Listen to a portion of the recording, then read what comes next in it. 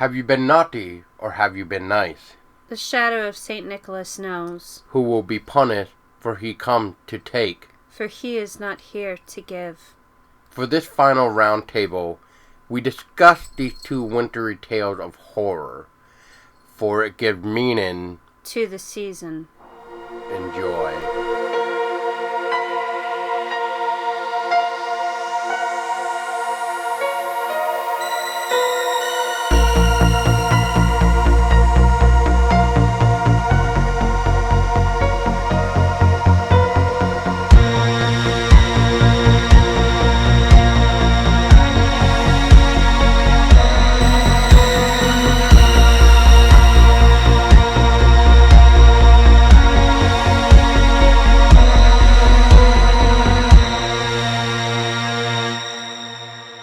Hello, everybody, and welcome to an exciting new roundtable tonight where a lot of us, and maybe one person, if they might show up later on,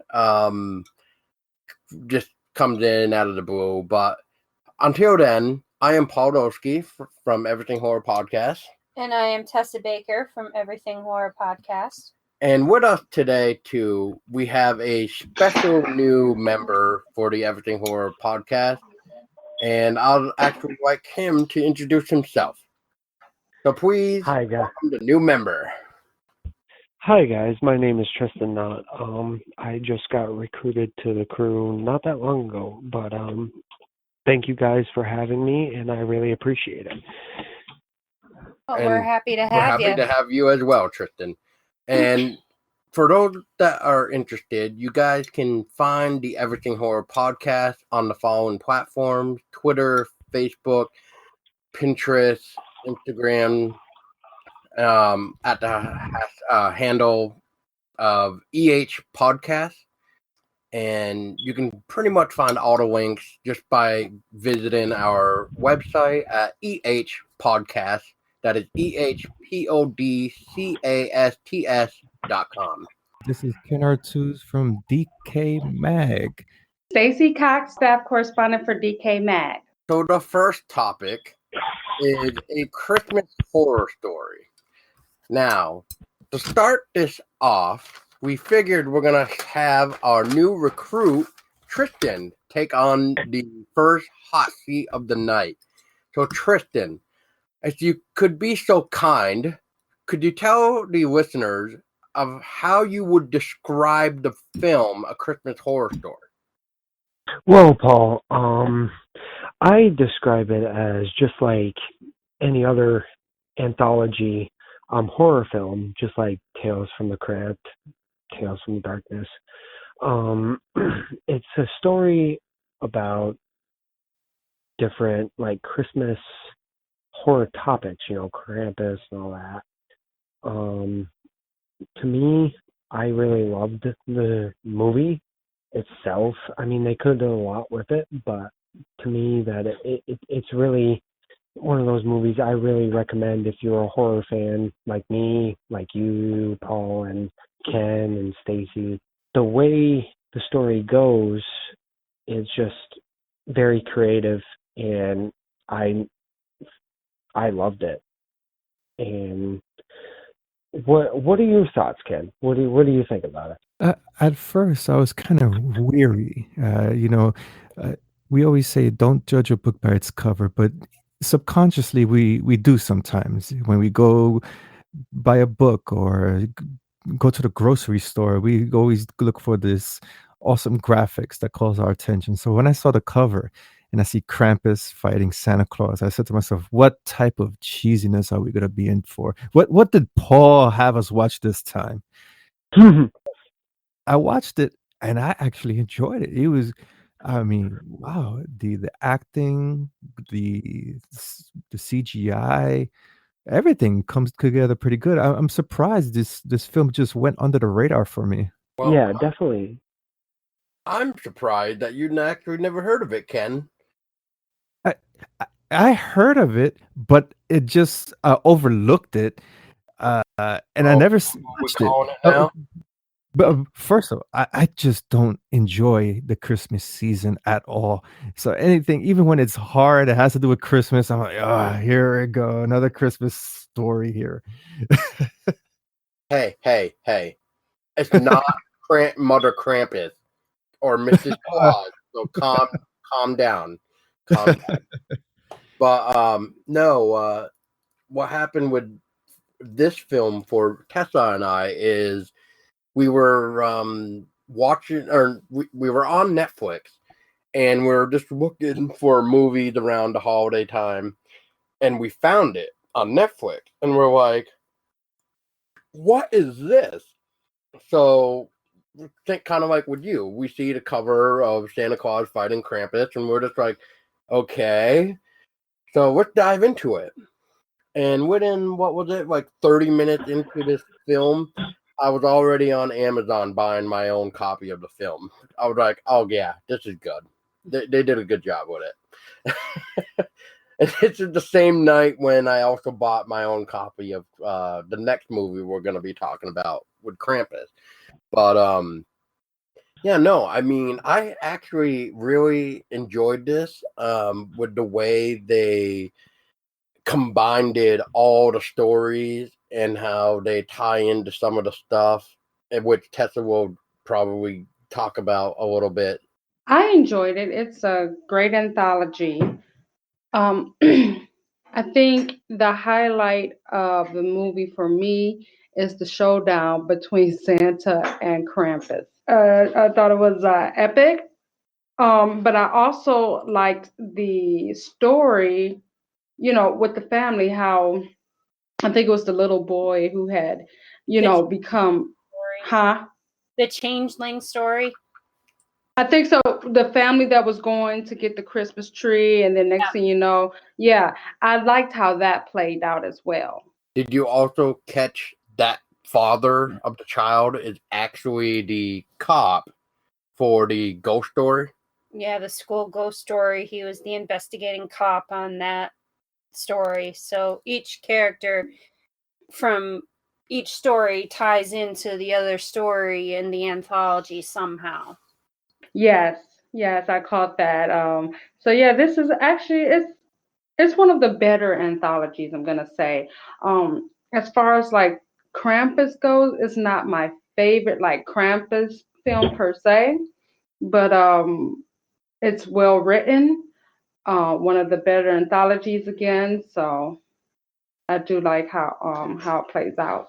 Well, I think we all can agree that it is a really good horror anthology movie, surprisingly, even with the Christmas background in it.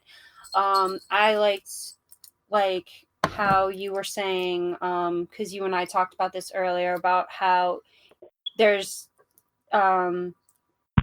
different characters from each story, and they're somehow connected to the other story. So each story is connected by at least a character somehow. Like for the school ghost story one, the cop Scott, who investigated the murders of the two teens that died in that one, Jenna and Connor, was tied into the changeling story, and so was Caprice, who's in the Krampus story. She made an appearance in the school ghost story, and how Storm and Norman is in the beginning in the reality, but he's also Santa Claus in the zombie elf one, and so everybody's kind of connected in each story somehow. There's at least one character. I actually liked the whole anthology overall. I liked how certain elements were in it, and how in the Krampus one, how there was a spirit of Krampus that could overtake an individual who had enough hatred and anger in their heart that they could become the embodiment of Krampus. So I thought that was kind of cool for that story, at least. So overall, I liked it. Yeah, I mean, I think we can all agree, as like Stacy was saying, this is definitely one of the better anthology for we'll say winter theme, really, because I mean, I can't really think of that many anthology horror winter themes anyway that come to that really ties Christmas into, the whole thing, really. And I mean, Ken, correct me if I'm wrong too, but I mean, it's just one of those type of films too where you gotta appreciate all the stories, especially if they tie in with the other story that is going on too. Yeah, I've seen my fair share of anthology films, and as Stacy has mentioned, one thing that is truly different with this film is how all the story is seamless. It's not the usual format of an anthology that there's an intermission or there's a host and he introduces the next story. Everything just flows so seamless, and it just keeps you interested until the end of the film. I like this approach. I gotta repeat myself again. How did this film go under the radar?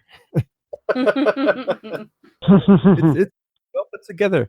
And one thing that made me laugh was when I see William Shatner was part of the cast. I'm like, oh, okay, is this gonna be campy? Are we gonna see B movie acting now? Or no, even William Shatner was a good Yeah. addition. I forget the actor's name right now, but the one that played Norman. I mean, I loved his attitude when he was leaving the radio station with the great big sign that says "Fuck Christmas." But but we'll get into that a little bit too. But I mean, it is quite interesting how something like that will play into the bigger story of what's going on, of why Santa Claus is battling Krampus. I won't lie, that was a really cool ending. I'm just gonna flat out say it. I mean, that ending was so cool. I enjoyed how they did the whole Santa and Krampus. To me, that was like the hook of the whole story. You know, when the movie first starts, we have that awesome soundtrack with the little child singing Christmas Eve and all that. And then we have that little hook, or that little turn, where we figure out that the guy from the radio station is actually thinking in his mind that he's Santa Claus and that he's facing all these zombie elves. And spoilers for people that haven't watched it.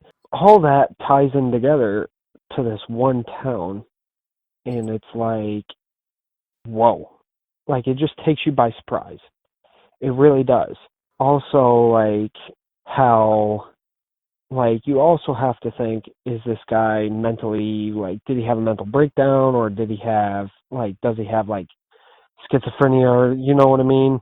Like, that's where it, like, really hooks you in, and, like, whoa, I'd watch this again.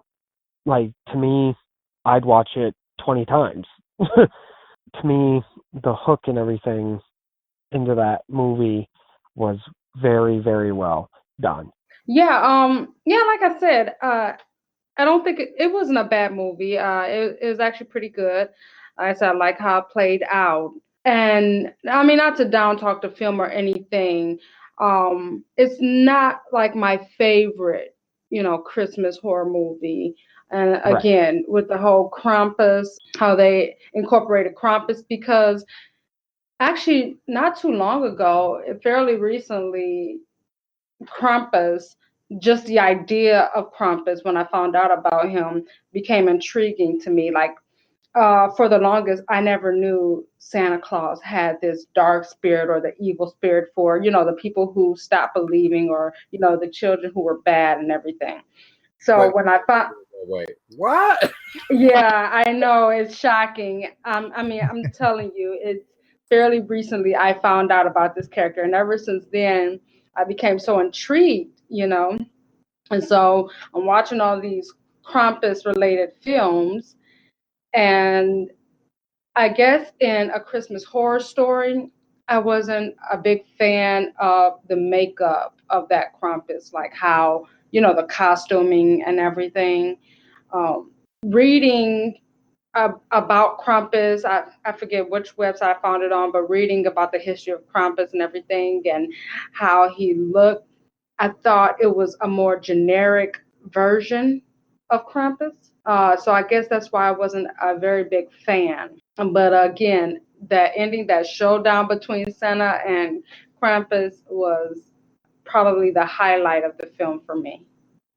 It was a good payoff. It was, and congrats to the writing team behind this film. They really know how to put all the stories together. And from IMDb, that's Jason Philokraut, James Key, Sarah Larkson, Doug Taylor, and Pascal Trottier. Uh, Amazing. It's not every day you get to see an anthology that really comes together with a big payoff. It wants the viewer to stay intrigued until the end. I will agree with Stacy. That Krampus is kind of funky. And what makes it even more weird is I never knew Krampus had a really long ass tongue like Gene Gene from Simmons. Kiss. Yeah, Gene Simmons from Kiss did. I mean, I mean, what's going on here? I mean, trying to get fresh. Yeah, exactly. Like, what the hell is going on? And like, I think with the whole idea of that though, like, I like how it came to be with, you get the naughty little boy where should I actually not naughty, like well misbehaved child that clearly just doesn't care if he breaks somebody else's property or not. And by breaking the Krampus statue, I'm assuming between that and the daughter taking the Caprice stealing the lighter. Yeah. That Gerhardt was provoked and became the embodiment of Krampus. Yes. So that whole scene played out pretty nicely, especially the scenes in the woods when Krampus is hunting them down with the chain. That was pretty well done. I like that because it's just like you don't know where Krampus' chain is going to come from and drag you at any point in time. So Krampus in this film was a cross between Pinhead with the chains and Venom with his tongue. Exactly. Yeah. Wow, I didn't even think about that. I didn't think about Hellraiser either until Candace mentioned it. But one thing for a Christmas horror story is the way the CGI was used. And I for one, I don't like CGI. I like practical effects. But here, the CGI comes together fairly nicely, and we could talk about that and also the practical effects. I particularly enjoyed the costuming for Krampus. I think there's too many films to even think about and compare, and each have their own Krampus look. But this one was quite unique, and it's all white, looks like a ram, looks like a demon, and it's got a little bit of everything going on. It feels original for this film. I'm trying to think. The Changolan story was not too horrible, but I mean, I thought there was a couple flaws about it, especially when the child has an inhaler and then all of a sudden he doesn't need it. It kind of reminds me like, not to get off topic again, but just to kind of prove my point is we get like something similar with Alien Covenant. We got Walter, who is a android that can heal himself, and then we got David, who can't heal himself. And then during that big weird twist in Alien Covenant, spoiler alert for those that haven't seen it, but that fight scene of Walter and David, and then after that, when we get that mysterious one where we don't know who actually won, and then he asked the crew to be patched up. It's like, wait, hold on a minute. They clearly should know Walter can heal himself and David can't. So it's just like, wait a minute. They should have put 2 and 2 together and figured out that it was David, not Walter. But and then in this case, they should have realized, my son's not using the inhaler anymore like he was, especially with the walk trying to get the Christmas tree. Something can't be right here. Well, I really like the story. It was very unique in every sort of way. You know, their kid goes disappearing, and then they find him. But also, Paul, like you pointed out earlier, that, you know, he stopped using his inhaler and all that. But also, did anyone notice that the little boy wasn't talking? He wasn't saying a word. He was just quiet. Mm-hmm. Mm-hmm. And then right then and there, like, to me, I was like, all right, so there's something wrong with this kid. Like, there's something wrong. Look at the kid's appetite. Yeah, exactly, Paul. He like gorged. And earlier on in the story, the mother checks in on the little boy and he has his window open. He likes it absolutely cold in the room. Right then and there, I'd been like, all right, something would have happened. I was saying, just like Tristan was pointing out, everything just seems out of place. Exactly. Yeah, exactly. Too And weird. then we have the cop that was killed by the little child, and then she acts like, oh, everything's okay. Let me just take you back to wherever you came from. Like, just acts absolutely normal about it. Like, if that was me, I'd be freaking out. How about the man that owned the plot of the land where the Christmas tree came from, where he dealt with the Chingoan all the time, on top of trying to say like, this isn't your son anymore. I mean, I guess if somebody were to call me and tell me like, hey, that ain't your boy, I think in this case I would be like, you know what? I think you're right. Because, I think I've seen enough horror movies to know. And plus, if it is my kid, which I'm not quite sure how old the boy is supposed to really be, but let's just say he's like 4 years old, just to say, maybe 5.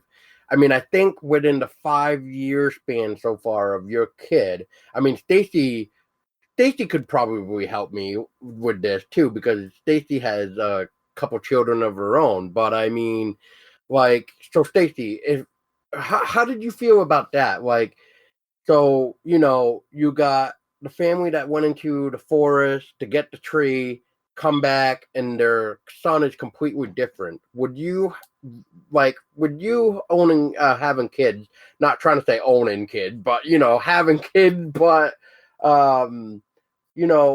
if somebody were to call you and say, hey, one of your daughters is not actually your daughter right now, would you actually believe that?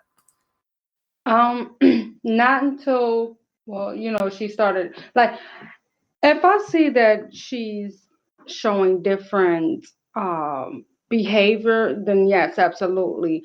But unless I see like that different behavior, I'm not just gonna believe some, old creep calling me on the phone. Hey, just so you know, your kid is, I'm like, dude, who are you? Get off my line, please.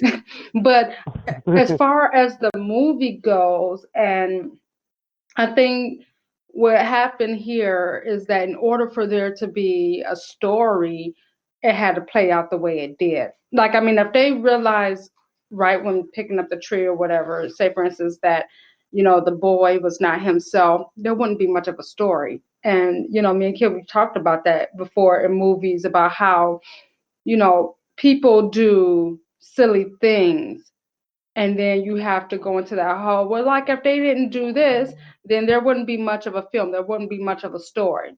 The same thing as when, say like uh in a lot of horror movies where the victim does that silly thing, like, okay, she runs up the stairs, she traps herself in the closet or something like that, Well, if she didn't do that, then there wouldn't be this whole chase scene and stuff like that. So I think that's what happened there. Yeah, I agree with that.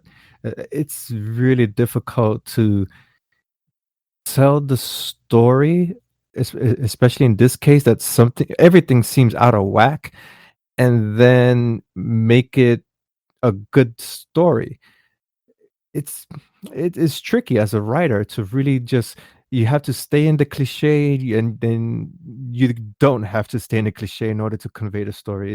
It's a tricky road to really send that message out. But I agree on both counts. If things wouldn't happen, we wouldn't have the story. And on the other hand, things were just too silly for it to happen anyway. Well, yeah, because remember, as annoying as cliches are, without those cliches, the movie would end in the first 10 minutes, 10, 20 minutes, so there's no story. So, we Right. sit up here and we get mad at movies like, just say, for instance, Scream. I know what you did. I said, it's like, why did you just do that, you idiot? You could have, if, you need those cliches for the story to survive a good amount of length. And one thing that does work in this case is the acting, especially for me. Oninuke Adieli, she was great as the mom. I found her act, and also her counterpart, the father. But since the bulk of the film was her from beginning to end, I think she did a great job, and that's what conveys the story. The story could be as iffy like this, but if the acting is spot on, you just overlook everything else and say, okay, she's convincing, I want to see what happens to her. What are your thoughts about that, Tristan? I think she did a great job playing as the mother. The father, on my part, I think could have done a better job acting. But I think all in all, with the story, I think it was very well, and everybody did a great job acting. Even the little boy. Well, let me ask you this, Tristan. Elaborate a little bit more. What part of the father made you kind of stop believing in his character? Like, what part was it? It was the part where, he investigated right in the beginning of the movie, where he investigated like the killings at that school, and then we went into his story with his family, and then like his expressions, like when they were looking for the little boy in the woods, the mother seemed a little bit more scared that the son was a little bit like disappeared, like more scared. Right. He was like, oh, it's okay, like we'll find him, like he shouldn't have gone far, it's okay. Or maybe the father was acting like that just to kind of, comfort his wife, because, you don't want two people freaking out at the same time. But because, it's kind of like me with Tessa. Like, if she's upset and I'm trying to not show me being upset, I need to at least try to stay calm and try to calm her down too, because, it's like saying, it's okay, we'll find him, because he was just here. Maybe he just is just like a few feet away, like, something like that, just to kind of calm him down. But otherwise, yeah, I see what you mean. Ken, did you have at any point in time in the film yourself that you've kind of felt maybe somebody's acting was a little off? Well, in this story in particular, the actor that plays the father, Adrian Holmes, the part that he finds his son in the tree, oh well, that wasn't actually his son. That reaction was not scary at all. I mean, he was supposed to act like he's petrified because something touched his arm through a hole in the tree. I would freak out. Oh my god, wait. But it was kind of like, uh, and then when the son attacks him with the fork, it's like, okay, that, yeah, you need to polish up a bit on that right there. And those are just two examples that it was kind of iffy, and that's why I put Anunuki Adieli as being the star of this showcase here. Her acting was more convincing, especially at the end when she, of course, brings the child to the back to the forest. She was crying. She wanted her child. It felt authentic. Agreed. Out of curiosity, Tristan, what really stuck out to you as a sore thumb for the dad? I gave 2 examples. Were there anything that really stuck out? Like, dang, this guy, his acting is kind of iffy there. Besides what you just pointed out, Ken, I really agree what you said. Like, he should have reacted a lot better when his hand was touched near the tree. And I know we were talking earlier about the mother, but also it just brought back when I just watched it like 2 weeks ago on Shudder. When the mother shot that creepy guy that owns the plantation that has the changelings in it, she didn't really react. She really was like, "Oh, I just shot somebody. Now, what am I supposed to do?" Like she's standing there, she's talking to the changeling, but also ignoring that she just shot someone and killed him. I think that instance was more of shock. So okay, she shot him. It didn't register that she did. She's in shock. She's more focused on her child, and everything hasn't set in yet. That's kind of what I got. Well, okay. With the rewind back to the how about the school there? Um, oh man. Wow. Go on, Ken. Go on. It was an interesting story. I mean, it's interesting. It just felt too familiar to me. Okay, what made it so familiar to you? For anyone who hasn't seen Veronica is it Veronica? I think it's Veronica on Netflix. Right away, like, okay, here it goes. One of those found footage, semi-documentary type films. Uh, a couple of a few curious kids go to investigate a haunting or murder and blah blah blah. We all know, we've seen this before. And the only difference here, what basically there's no difference, it's too much of a template for me. And yeah, it just reminded me of Veronica so much. Well, real quick, Ken, what were your thoughts on Veronica? Did you feel it was overhyped too, just like me? No, you know what? I think the horror community created the hype. I don't think it was hype. I don't see Netflix churning out trailer after trailer like they did with Halloween, like they did with Strangers. I didn't see that. I didn't see any proper advertisings anywhere. I think the horror community saw this and said, "Oh wow, wait, this is gonna be great!" Boom, and then the word spread like wildfire. And when everybody watched the film, it wasn't what they expected and started bashing on it. And So it was good. you never saw the articles floating around about Veronica is supposedly so scary that people can't even finish it? You never Uh, saw that? Those the, articles? it was a double meaning. It was so scary in that it'll dull you to death that you wouldn't end up finishing. It was double speak. Yes. Yes, exactly. That's why when me and Tessa watched it, we're like, what the hell? So we're just like, okay, we're gonna post our review of this, and this is how we're gonna title it. And we titled the article something about like done being overhyped with Veronica or something like that. And I pretty much were just saying, I guess a lot of people are too pussies or something that find this scary, if they even do find it scary, to turn it off. So, Right. and then I tried to do some research of trying to find a real story, which is somewhat in there. Well, anyway, back on topic. Yeah, I mean, that ghost story. I mean, it's almost like watching.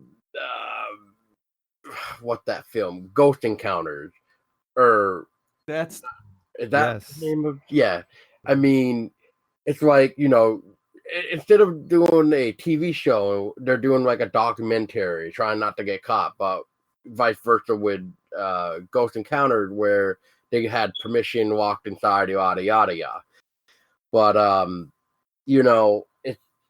it's just like, okay, we already know what's gonna happen here. Somebody's gonna get possessed. Just knock it off. But what made this possession more interesting is the writing on the wall that they encountered.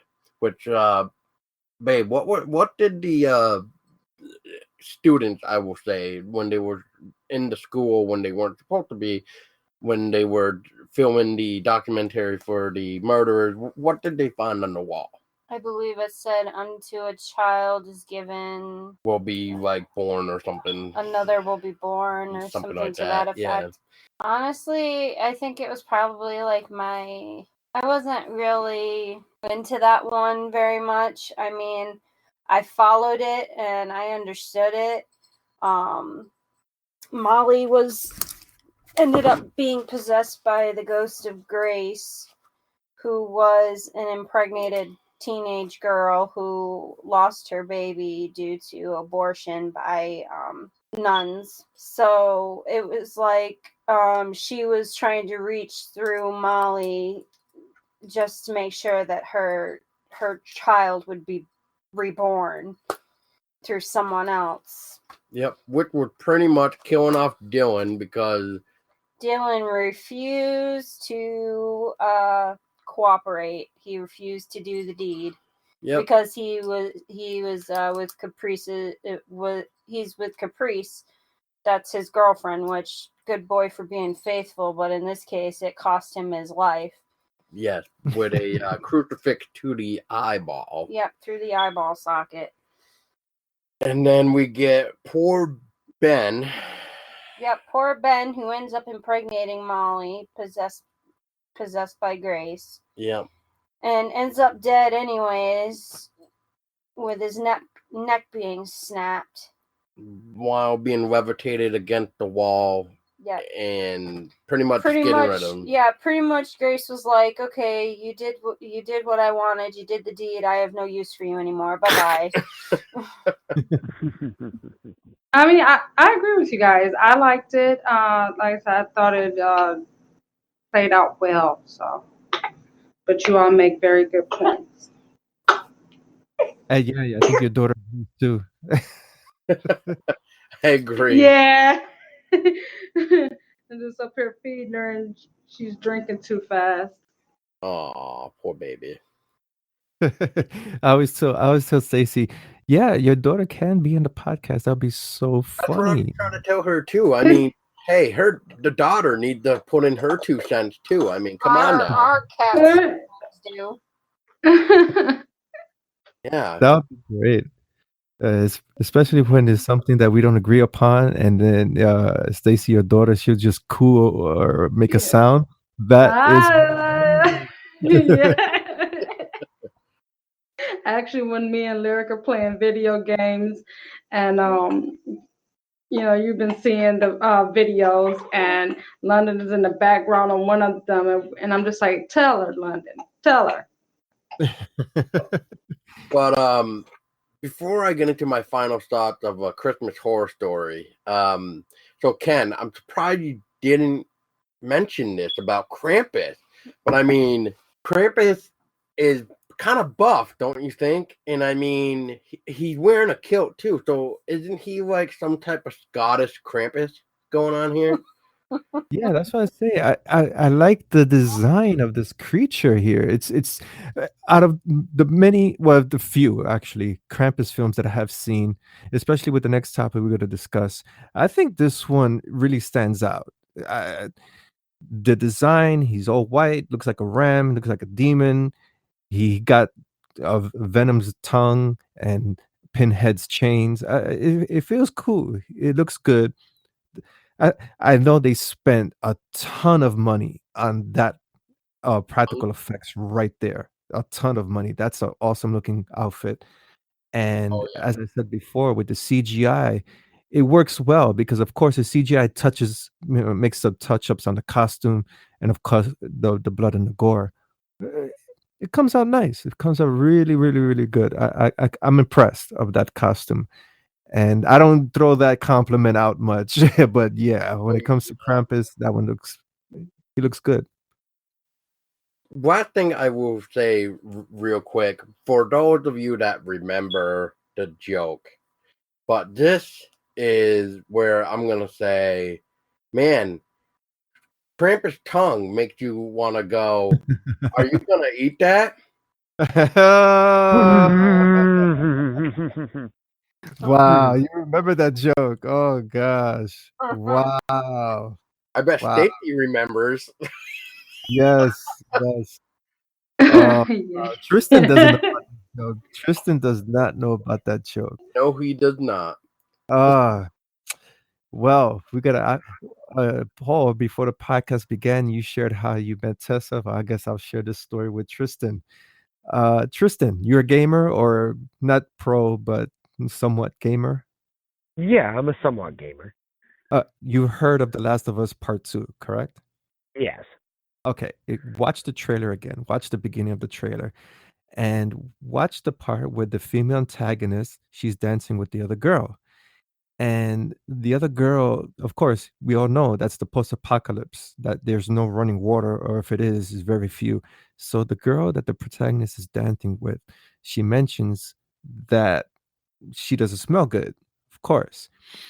So she wipes herself all over the protagonist, and you see that in the trailer. So my wife is like, are you going to eat that? We all see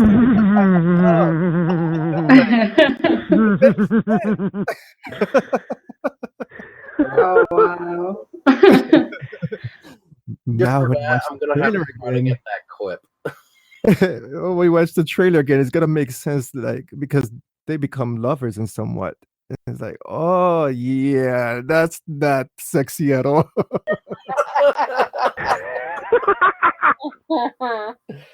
So freaking good. Yeah. But my opinion with back rewind here, back on topic,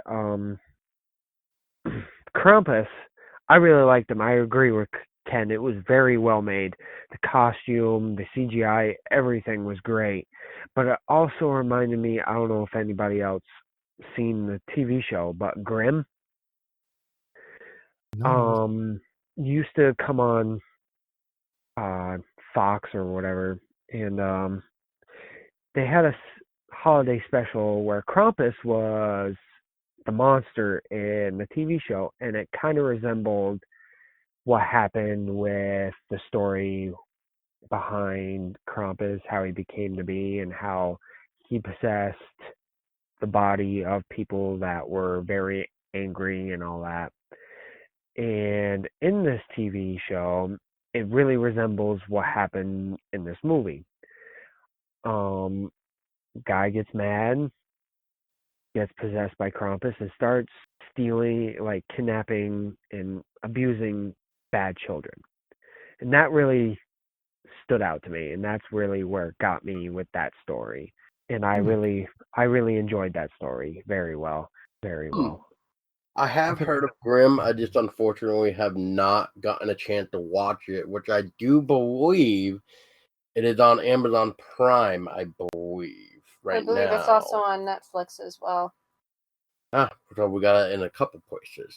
So we definitely need to check it out at some point. But I don't feel like I'm missing anything to talk more about, but I just want to throw it out there too before if anybody else has anything else to talk about for A Christmas Horror Story.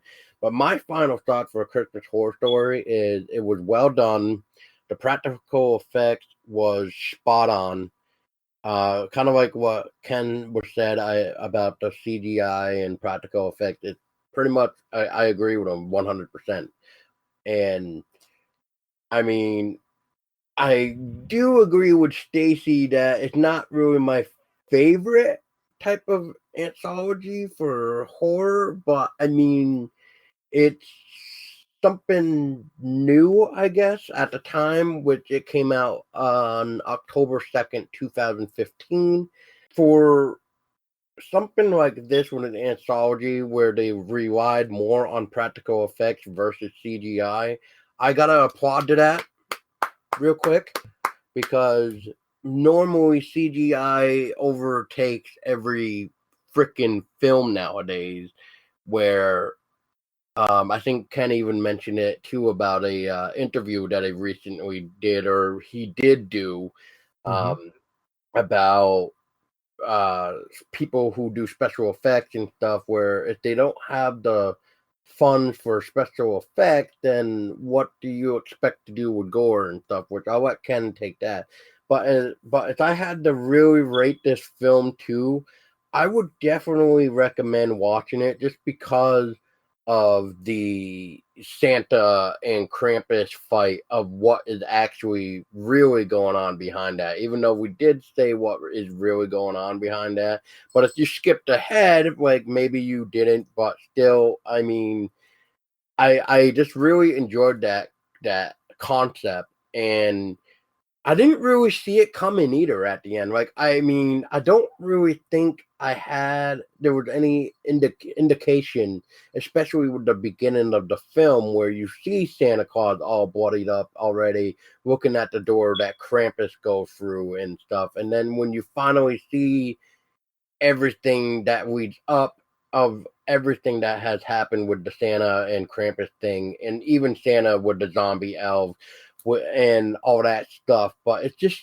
I don't know. I just really think everything was well done. And that is my thoughts on the Krampus horror story. Wow, a Christmas horror story. Yeah, it and the interview that you were referring to, that's with Shiva Rodriguez, and this week I had the pleasure of interviewing Sui Sinclair, and she worked on the film Dry Blood.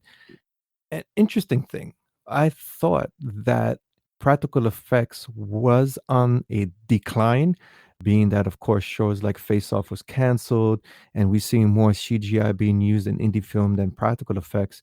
And to my surprise, Sui Sinclair stated the opposite. It's more in demand, but Paul, check this out. You, the same shit that happens to Shiva Rodriguez happens to her. She gets hired for a film, and guess what? No fucking budget for practical effects. How are they supposed to do their job? So I'm thinking, do filmmakers think that you can make blood with ketchup and chocolate? No, there's a lot that goes into that stuff. Well, hey, I mean, I guess if it was black and white, Ken, maybe you could get away with it. But I mean, otherwise, I guess you could just use corn syrup and some food dye, I guess. I mean, I don't know. I don't know, but I know it. With I even looked into the prices of this stuff for something I wanted to do, and even basic prosthetics that you could get online. I mean, this stuff is high end, but it's wow. Each piece would cost you $30. Then you need the glue. Then you need the paint, and it adds up. Oh yeah, everything nowadays adds up. I actually have a friend who is a special effects lady who designs her own stuff, does makeup and does bloody stuff, like, and we actually interviewed her for our show last year or this past year. I'm trying to remember now. I think it was last year actually. And you know, it's it's really neat to watch her make what she does. And she actually would just made a Krampus mask for this year's what did they call it? Krampus parade around here. I think it was around here, or somewhere.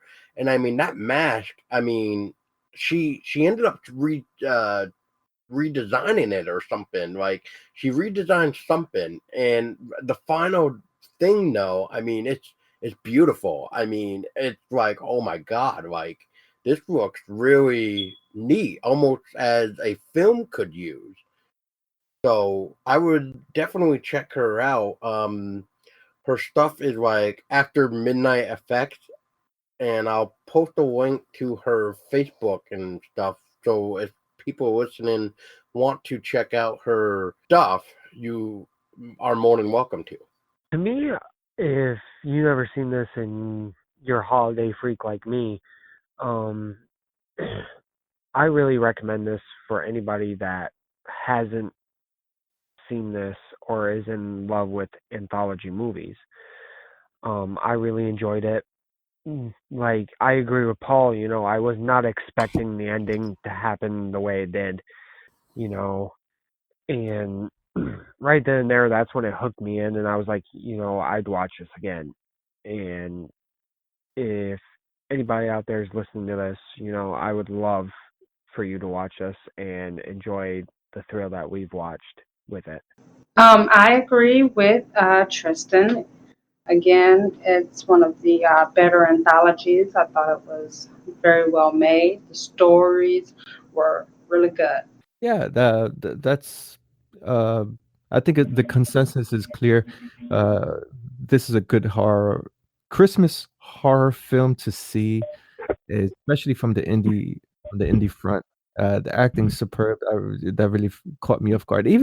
I would even say the acting in that story, horror story. Even though I did not enjoy that one in out of all of them, but I have to admit and give credit to the actors. They did a good job on that one as well. And it wasn't, thank goodness, none of the acting here was B-movie acting. And I know we all have our share of watching films that are B-movie bad, but this one really stands out, and I was surprised. So thank you, Paul, for recommending this one. I was hesitant at first, but it turned out to be cool. I know how last roundtable with even Black Christmas, I was mentioning it's a Canadian film. A Christmas Horror Story is also a Canadian film as well, which I once again didn't even know that. So I thought that was cool. What am I reading here? Something about this wasn't intentional, as the filmmakers were responsible for the Ginger Snap films, and director John is one of the creators of Orphan Black. Huh. The film actually takes place in the fictional town of Bailey Down, which is Ginger Snaps. That's really interesting. So, and I mean, for those that may not know Ginger Snaps too, but that's like a werewolf film that Tessa was telling me about. That makes me wonder, could this actually kind of be one of those like crossover things, where it's like multiple things going on in this one town, or should I say universe, as most people would say? I'm not quite sure. I don't know. All I know is that this movie caught me by surprise. I enjoyed it, and yeah, I can't say the same for most Krampus movies that release, and there's so many of them. Stop it already, please. Oh gosh. It's okay. We'll just wait till we get like Mother Krampus 3 or something. Oh gosh. Ugh.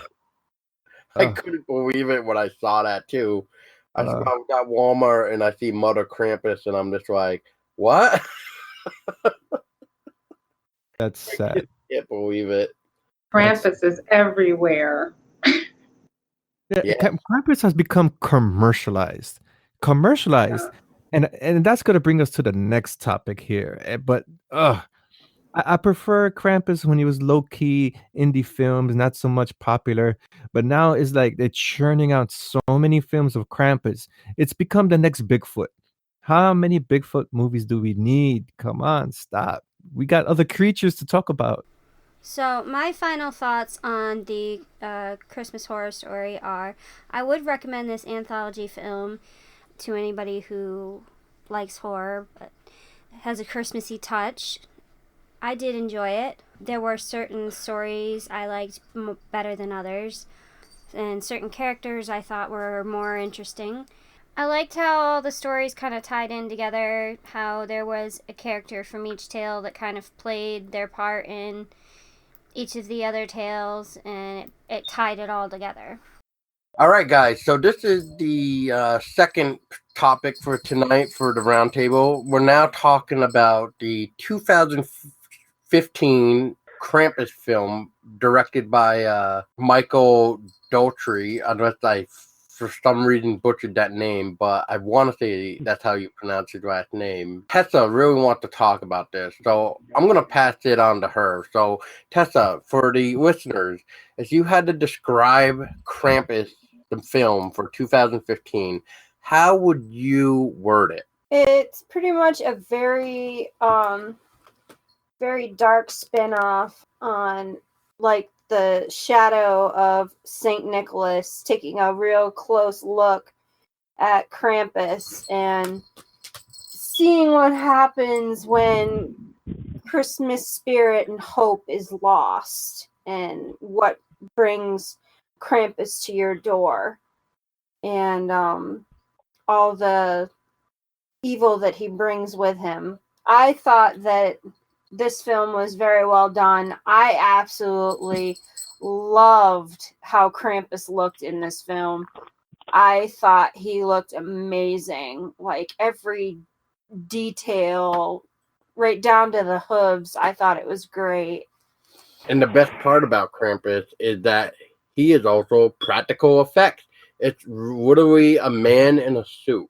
There's no CGI or anything. And back to what we were talking about with the practical effects with a Christmas Horror Story. I mean, once again, you gotta appreciate the practical effects that they did to make Krampus come to life I want to say in a unique and better way, because I mean, you don't really see Krampus portrayed as he is with this film, right, Tristan?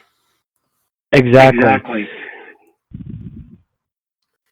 Like when I first watched it, Oh, you got it echo definitely from has a different vibe than we saw in Christmas Horror Story. You know, with Christmas Horror Story, he's actually terrorizing the family. But with this one, it's like, holy shit, like, he's letting all his minions and everything do all the dirty work while he just sits on the sidelines and, like, enjoys the show.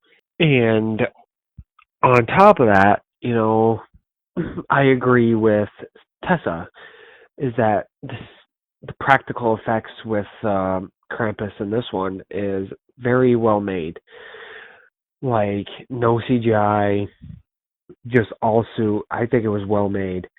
What do you think about it, Ken? Like, did you like how Krampus was made in this, or would you rather see him like you saw him in Christmas Horror Story? Uh, yeah, this Krampus has his own unique features as well, which I mentioned in the previous segment. Each film delivers Krampus in a different way, and I have to agree with Tessa. This Krampus looks amazing as well. My particular favorite has to be from the previous segment. I think he looks more of a warrior, badass warrior, and this one he looks like an aged demon that he has his minions do the dirty work for him. He's the chief of a gang, and he has everybody else do all the dirty work for him. uh, and it fits. That persona fits that character. The face looks creepy as fuck. Yeah, and the hooves. I like, if anyone hasn't seen noticed, we don't really get to see Krampus until like the mid part of the film. And everything else is that we see bits and a shadow, a silhouette. And when you see a silhouette of the creature and the silhouette is memorable, it makes you want to know, oh, what does this creature look like? And when we finally see him, it's like, oh, that's a good payoff. This looks very, very well put together. Yeah, I really agree with Ken. Mhm. The weapons and everything, you know, it really makes what Krampus should look like. Mhm. I really agree 100% with Ken. Yeah, I mean, the other cool thing too, which I'm really trying to remember special features of the DVD of Krampus right now, but the behind the scenes of how they even made the town as well.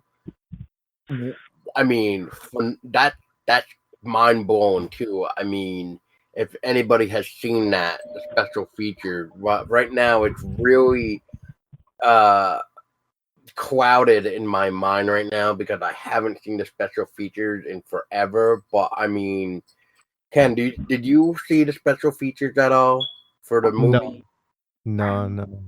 Okay. I just seen Man, the I film. really wish I could remember then, but the way they created the town was just really neat as well. And I guess I'm just gonna have to say, just everybody just needs to buy the DVD. And right now for December, they're actually offering the movie for $5 with any purchase, which is very nice.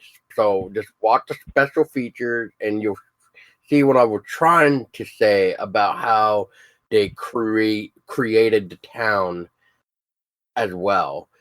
And they even went into detail of how the guy who even is in the suit of Krampus, how he moves the suit, and how Krampus, like the suit itself moves. And I mean, it's very cool. And then another thing I would definitely recommend to check out if you love these type of thing is the art book for the film as well, where it shows you some very cool and behind the scenes art and information as well. The practical effects in this Krampus movie is a big highlight for me. I think that's why it's one of my favorite.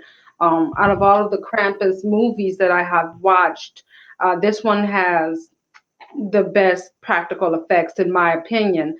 And I've seen a few. Christmas Horror Story, I've seen. There's actually a few Krampus movies out there. One with, oh, I think it's called, hold on, let me just. I can't because I was trying to think of the gentleman's name who stars in it, and I can't think. He's actually kind of a horror icon, I think. But I've seen Krampus Origins. I have not seen Mother Krampus. I've seen Krampus Unleashed. Yeah, out of all the Krampus movies I've seen, this one has the best practical effects. And I think that's why I like it so much. The makeup of Krampus is really good. The story is great. The acting is great. So That's yeah. You got a I point. really enjoyed how Omi told the story of Krampus. Like that was like one of the things that I really liked was that Omi talked about her past with Krampus and her experience with him and how he left her to be a lesson. He left her alive as a lesson. And to attach on to that, Tessa, I like that as well. Like the backstory wasn't too long and just unnecessary. It didn't linger. It was pretty much straight to the point. So I really did enjoy that backstory in there. Yeah, I mean, once again, it was that bell. Like, once she saw that bell, she knew. And because it reminded her of, once again, back to that backstory, too, of the bell that she had seen when she was younger. And I guess there's so much to really say about this story. And in a way, it's kind of like what Tessa was saying. This is exactly how a family can, I guess, for back of a lack of a better word in here, is really like it shows us, like, if you lose the spirit of Christmas and just lose hope in general of even your family, it really can resurrect somebody like Krampus to come after you because of the fact that you're pretty much wishing for bad things to happen at the same time, where like Krampus comes to punish. He comes to take away. He comes to take, not to give.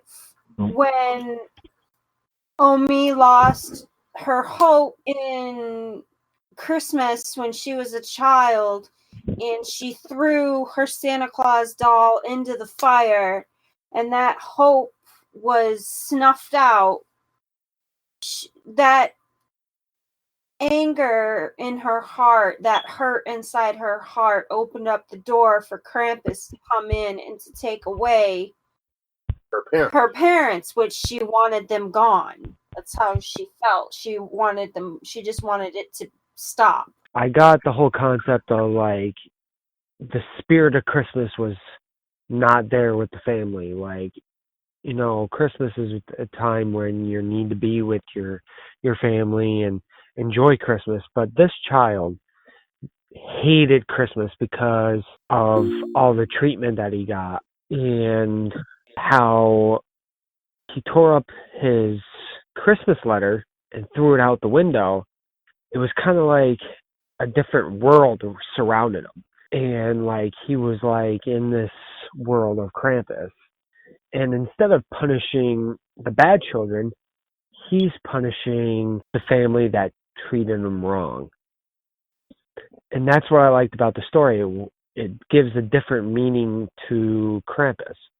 It really gives that meaning of, okay, so I'm not just going to punish the bad children. We're going to punish bad human beings that have treated people bad throughout the year. And that's what I loved about the movie. To tack on to what you've been saying, Tristan, and I do agree. I think that Krampus in this world, he comes to punish all of the naughty, the children, the adults, the greedy, the takers, not the givers. He's come to punish the takers, the wicked. I actually like how that plays out through this entire story. And I think it's rather an interesting way that he did it in this time period versus when he came back in Omi's, which it looks about the same back in Omi's time period because it looks like he wiped everything out in her life too. Exactly. I agree 100%, Tessa.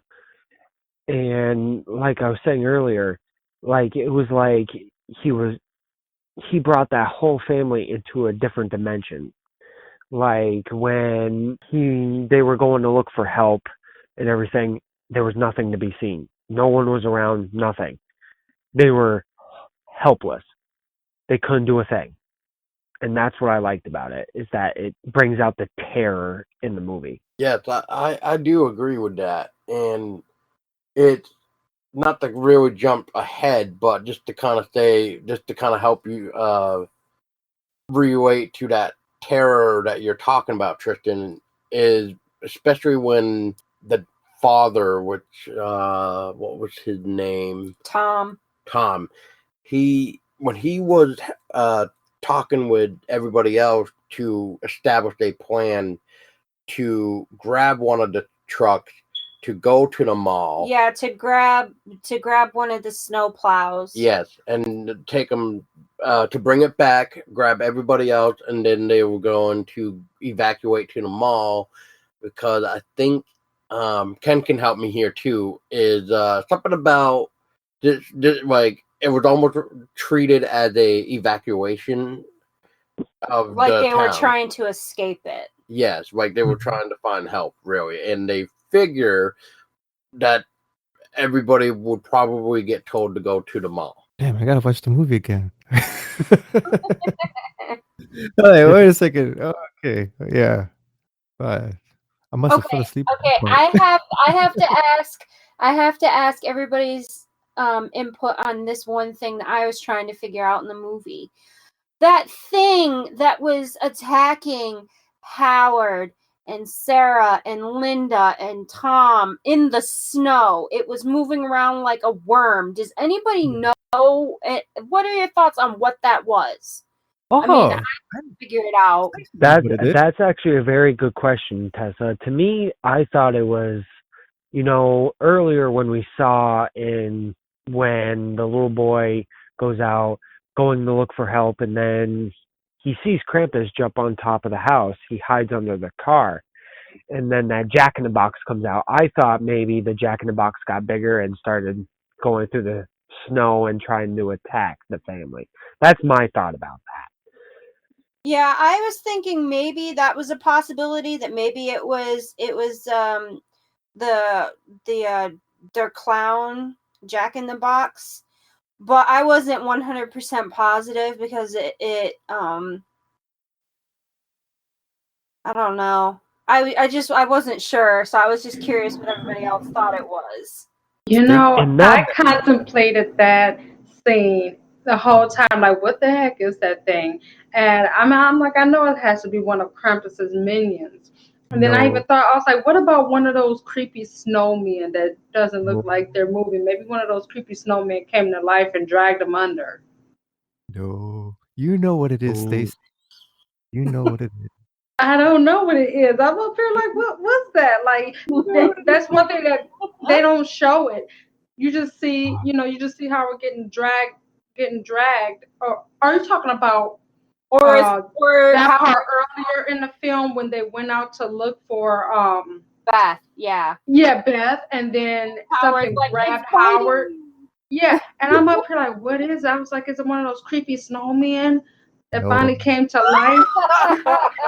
Like, what is it? Come on, you mentioned this. It says you said it's one of your favorite movies, Tremors. Yeah, worms from Tremors. You know what? I didn't even think about Tremors. I didn't even think about it, honestly. I mean, that would make sense. It would be one of the Tremors, but I didn't even think about that in this film. Man. Well, now speaking of all them like minions and all that, what is everyone's thoughts about all the minions, like the gingerbread man, the clown, Jack-in-the-Box? What is everyone's thoughts about those? I couldn't help but giggle at. They were like so menacing, but I was just like, oh my god, it's very hard to take this seriously. Even when they're rolling around like on fire and screaming and stuff, I was just like, oh my god. Oh man. Well, go ahead. Go ahead. Well, now I was going to say, honestly, I thought, the gingerbread man, that deranged angel, the Jack-in-the-Box, I thought it actually brought a colorful and comical twist to the film. So it's not because Krampus, he's dark, he's deranged, and then just to see those, I kind of thought about, and this you're probably gonna look like what? No. I was thinking about Goosebumps with the adorable gummy bears and everything. I'm like, oh, they're so cute, and I love that. I just got my ass kicked by a bunch of Christmas cookies. That was gold right there. I could not stop laughing at that. Yeah, I actually made note of their names. The cherub in the movie was called Perchita, the cherub. And then the teddy bear was called Teddy Claw. And then the Jack-in-the-Box was called Der Clown, like D-E-R, and then clown spelled with a K. And then the robot thing with the knife chainsaw thingy was called TikTok. And then there was some other gibberish name that I have no idea how to pronounce. Yeah, like German names. We were going through the credits and we were looking, and there was like 5 or 6 like German names, and I'm like, I'm not even going to try to pronounce that. But yeah, real quick to touch base on that mysterious creature. I think I like that part the most, that creature, I should say the most, because we don't see it. It's a mystery. It helps us with the imagination. Yeah. And, come up with our own ideas. I mean, maybe it's a killer snowman. Maybe it is Tremors. I mean, maybe it's just some vampire that's just having a really bad hair day. I mean, we really do not know. I mean, we really don't know what it is. And I mean, That's what I like about it. Gingerbread Man, I think I'm gonna always like. I think it's the first part where we actually see the Gingerbread Man, where he comes down on Krampus's chain through the chimney because they all fell asleep, so the fire is dying out. The other boy there, who doesn't really say much, and just just starts smelling the Gingerbread Man, and then he gets up, and then he just takes that one delicious bite out of him, and then that's when all hell breaks loose. I actually laughed at the part. I was like, this boy, I was like, his appetite is going to be his downfall. I could not. I said, did he just take a bite out of the cookie? I was like, boy, can you be seriously? Like, I'm like, your appetite is going to be your downfall right about now. It's like, yeah, I'm just gonna walk up to this fireplace, and take a hold of this gingerbread man that's wrapped in a chain. It's okay. Nothing bad could ever come of this. Right. No. It's like death by appetite. You got a pissed off gingerbread man coming to life like, what the hell? Right. It's like death by appetite. I've never seen that before. But to touch up with Tristen on those caricature characters, it reminds me of Full Moon Pictures Puppet Masters, in which you have these killer dolls. But in a way, it's genius. This is a family film. It works well for this instance. If it was rated R, strictly horror, 100%, I would give it a pass. I'll say this is so corny. But since the whole film is geared towards family, it fits well. I think this would beats Goosebumps. I think Goosebumps was too. They tried so hard to make it family friendly that it's just pathetic. But Krampus, these guys look cool. They look all right. I did like the elves. Those elves were pretty interesting looking, and I don't know. I don't think I would ever want to mess with them. If you guys had to pick a favorite out of all of Krampus's minions, what would it be and why? Oh, that's a good one. You can. Oh, I'm gonna pass it over to Tristen. I want to Google them and have a look and refresh my memory. Okay. All right. I think my favorite was the clown in the box up in the attic. I think that was my favorite. The detail in that and everything was beautiful. I loved it so much. Some pretty sick practical effects on that one too. Yeah, exactly. That's what I liked about it a lot. Was like when he opened his mouth, all that detail and all that, and the practical effects was beautiful. I don't know. I mean, I like they refresh my memory, that angel looking thing. That's the Perchita the cherub. Yes, I kind of like that one just because it is very creepy looking. She's very menacing looking. She's very brutal in the air. I mean, just don't even look at her, and maybe you might be fine, because otherwise she's gonna claw your face up. Otherwise, yeah, I do agree with Tristen. The clown in the attic was just amazing looking, and really everything was just really good. I mean, I know the gingerbread man were CGI, but I mean, those were cool. I mean, those had a really neat thing, especially when, oh God, I really need to remember his name now, but the one that had to fight him off in the kitchen, and where I think it was Tessa saying, they're all on fire, running around, screaming, and that part right there was just pretty neat and cool. I mean, besides the CGI, but I mean, I really can't pick a favorite. I mean, if I really had to pick something, it would have to be Krampus, really. I just love Krampus's design. I think we're all in agreement. We all love the look of Krampus in this one because he just looks badass, and he's just very old.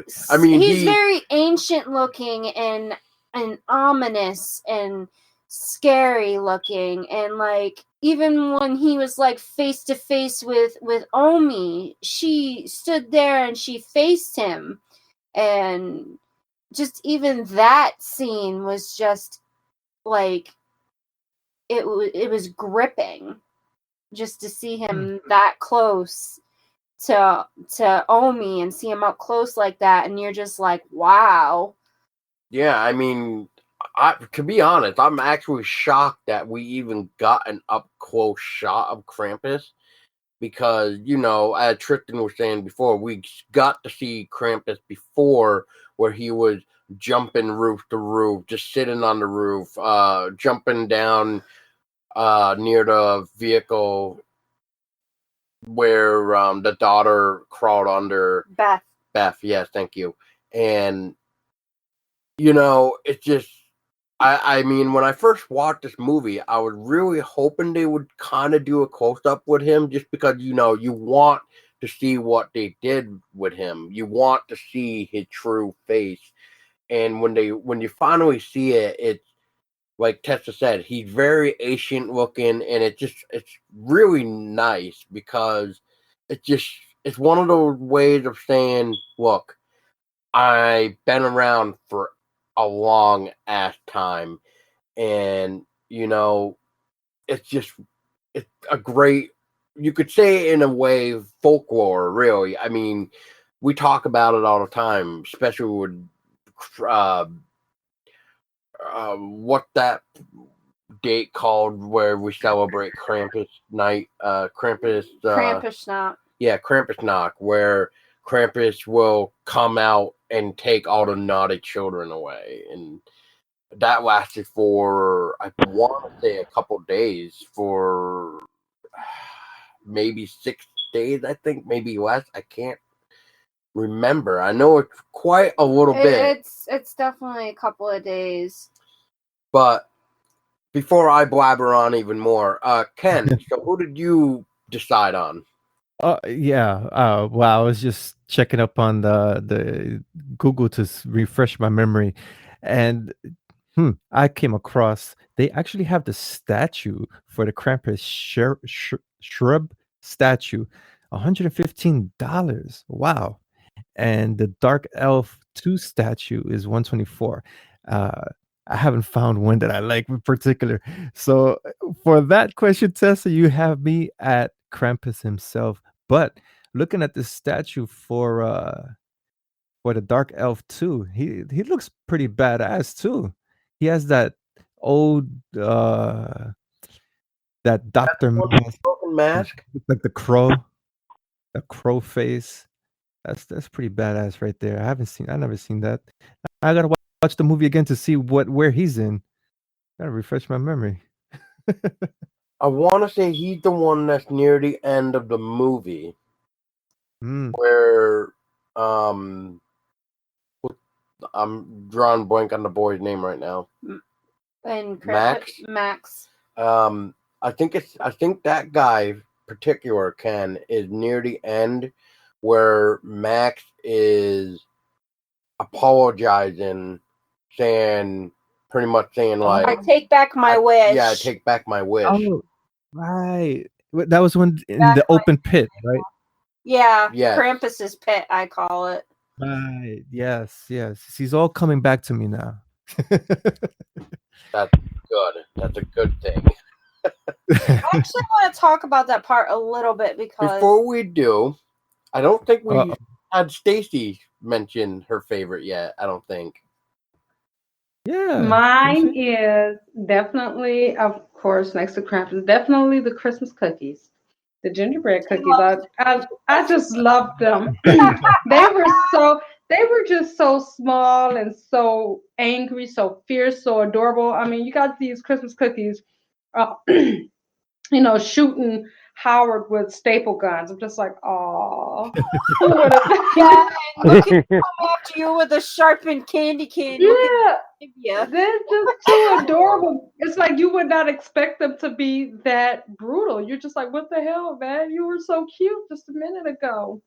Oh, Yeah, I gosh. love them. I love the Christmas cookies. I just thought one of the things about that part with the Krampus pit was I kind of like the look of the Yule goats. Krampus's version of Santa's reindeer, but they're his, and the Yule goats. Those are pretty freaking cool looking. When you actually really take a moment to like really look at them, they're really cool looking. Yes, you did have to rewind the movie to remind me of those things. Because Paul totally missed it the first time because we were going through the credits and he's like, Yule goats? And I'm like, yeah. And he's like, where were those? I didn't see those. So I had to go back to Krampus's pit and show him. And he's like, oh, yeah. He's like, those are pretty cool. I didn't realize those were considered goats, I guess. I mean, they were kind of like a 2-second, like, here they are, and then they went into that scene more of, Max and Krampus and stuff. So to me, it was kind of quick. So I guess I want to really have guessed they were goats. My bad. I kind of gathered it a little bit, like from when they like rammed their horns together, like knocked heads, kind of like a ram would. So that was kind of how I figured it out. But anyways, let's talk about the actual part, what you guys thought when Omi decided to stay behind to give her family a chance and to face Krampus herself. What were your guys' thoughts on that? I'm gonna start with you, Stacy. Oh, Stacy. I thought that that was I always like an act of bravery, heroism. So I thought that was a true heroic act. At the same time, I'm a survivalist, so I'd be like, okay, screw all of you. I've tried to warn you before, keep the fire hot and everything. So I'm out. Peace. I'd be like, peace, bitches. Like, but but at the end of the day, it's like you have to love her for her heroism. She's willing to sacrifice herself for her family, the one she loves. Plus, it kind of all, if I understand that backstory correctly, this kind of all started with her, right? When she stopped believing in Christmas and Krampus came, it kind of started with her, right? That is correct. Yeah, so it's kind of like now she's been living with this, her whole life from when she was younger, and now she's back to finally fight the her demons. Yeah, that's like the good versus the evil thing, where we finally see that confrontation between the good and evil, and we all don't really see what happened, but we all know what really went down between that stare down, I may say. I really liked it. I mean, when Omi tore up her letter and then started the whole train of terror and gets all the way to the ending where she faces Krampus asking to have her family back and all that, like, I agree with Stacy. Like, that is an act of heroism. Like, if that was me, I'd be like, bitch, I'm out. Like, I really liked that a lot. I mean, the origin story was really great. I like at the end where they're in that snow globe, because now she has what she wants. She wants a perfect family and all that, and a perfect Christmas, and now she has it. So it's kind of like that, oh yes, we're going to have a horrible, like, everybody's going to be scared, and then we're going to have a happy ending kind of thing. Yeah, I think the origin story fit well. Once again, for family-friendly horror film, this conveys the message, good message for the kids or young adults. And with the story with Omi, it was a great story that they have reinforcing the whole Krampus situation here. In regards to her sacrificing herself, I guess it comes down to different interpretations as uh, be careful what you wish for. And in this instance, she wanted her family, she wanted the perfect family, but yeah, here you go, but there's a price for it. Instead of wishing for the perfect family, everybody should have been together for each other. As we see in the beginning, everybody's so dysfunctional. And I know as a grandmother, she's watching this and she feels helpless because she can't do anything. But during that wish that she could fix things, it's okay, here you go, but it's not what you expecting. I agree 100% with that. I truly agree. Yeah, it's cool. This is a rare occasion when horror, comedy, family friendly themes come together. Uh, I was kind of hesitant about this one too, seeing that it's PG-13, and Stacy and I always talk about PG-13 horror films, but this we have to make an exception. It's for a wide age demographic. So things that we normally expect in a horror film would have to be bended in order to convey good messages. There's a message to be said in this film. And that is pretty much kind of saying, like, don't lose hope in the spirit of Christmas, really. And Right. do not wish that you want your parents to disappear, because otherwise you just may end up getting your wish to come true. It's a season to give, not to take. It's a Right. season to Yeah. not be selfish. But And unfortunate. yeah, Yeah. it is unfortunate. Like it's a time of year where you should be giving and be generous instead of being greedy and selfish. And if you choose to be greedy and selfish, in this respect, you will be punished for it. Your Right. your actions will have consequences. Right. And it's unfortunate that Christmas is supposed to be about family togetherness, but it has become such a hallmark holiday that it's all about, okay, we're gonna have turkey, and as soon as we do, we're running over to Walmart and getting PlayStations and Xbox for everybody. That's not what it's all about, but unfortunately it has become that way. Yeah, I agree with Ken. Like nowadays, like it's all about the gifts. It's not all about family anymore. I guess I would be in trouble to see, like, with my life right now. I mean, my spirit for this holiday isn't the greatest. Do I wish people to disappear though? No. It's just, Right. you Yeah. know, it's just times have changed. It's just not really something I like to celebrate that much. Yeah, I do celebrate it with Tessa and the family that I do have left, but it's just still not the same. But I do not try to write like a Santa Claus letter and wishing that my parents would go away, even though I don't really think that was the case.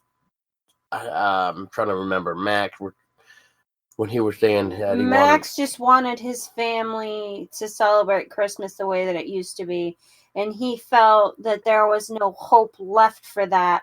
So he tore up the letter and released it into the sky. And that's when the And sky pretty much. And that's when Krampus got the memo, like, okay. Yeah. Yeah. This is my time to step in.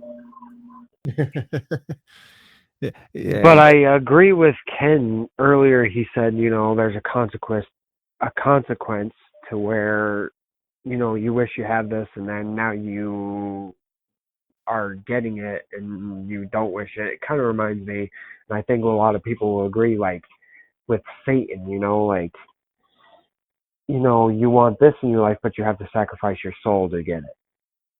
Right. And that really Yeah. reminds me of this movie. And now she has what she always wanted, was a perfect family, but there was a consequence to having it. Right. The Dante's bet, Dante's deal, something like that. Yeah, it's that old story. Yeah, it comes true. And this has a good message for young adults and kids. And talking about being the holidays supposed to be for family. Well, a couple of days ago, one of the rare occasions I watched TV, and there was this commercial where this little girl, she makes a bracelet for her mom out of macaroni, and she boxes it up, puts it under the tree. And the following morning, the mother opens up the box, and the macaroni necklace is not in there. What is in there? This beautiful diamond necklace. And the husband winks over or does a nod to the girl, like, ooh, and the girl, oh wow, look, my macaroni necklace changed into so what is that telling kids? That your love, you make something is worthless, that you gotta buy a $2,000 diamond necklace to make your mom happy? That commercial, it pissed me off. And that's the reason why I don't watch TV. And it falls true with Krampus and the whole Christmas season. I would rather get something handmade from my son or daughter than spending $200 on something. There's more emotional, something that comes from them, not something by the store. That's a very good point, Ken. And Like me, for instance, I actually make it a point to make something handmade by myself, and I give it to like my mom and my sister. Like the past couple of years, I've been making like a bracelet or something of that effect for my mom and my sister, and I've given that to them. It was because it means more to me giving them something handmade, made for me. Right. Yeah. I know Stacy would agree with that one. I know she would not switch that macaroni necklace for a diamond one, right? Right, Stacy? Come on, help me out. Yeah, that's true. But because I mean, me, I've never really been really big on jewelry. I mean, some years back, I once had an ex who, bought me a diamond bracelet, and I appreciated it, but I'm not really big on jewelry. Um, and like I legit get my jewelry from, like the hair store, and those little studs and stuff I wear. It's like, yeah, those aren't real. But I think also in the movie Krampus, what I think what Howard got for his wife, I felt like it was him saying, sorry for all the times I treated you like shit and neglected you and stuff like that. Here's a diamond ring or something like that to make up for all those other times. Mm-hmm. that is true, but I'm really surprised, Stacy, that you don't want any spaghetti with your garlic bread and stuff. I mean, Where did that come about? What? Spaghetti with garlic bread. Actually, spaghetti and garlic bread is like a perfect meal. Yes, and you know what he's referring to. Is Krampus a spaghetti movie, Stacy? That's what Paul's trying to say here. Oh, you know what? I think Krampus is a cookies and milk movie. Yeah, cookies and milk.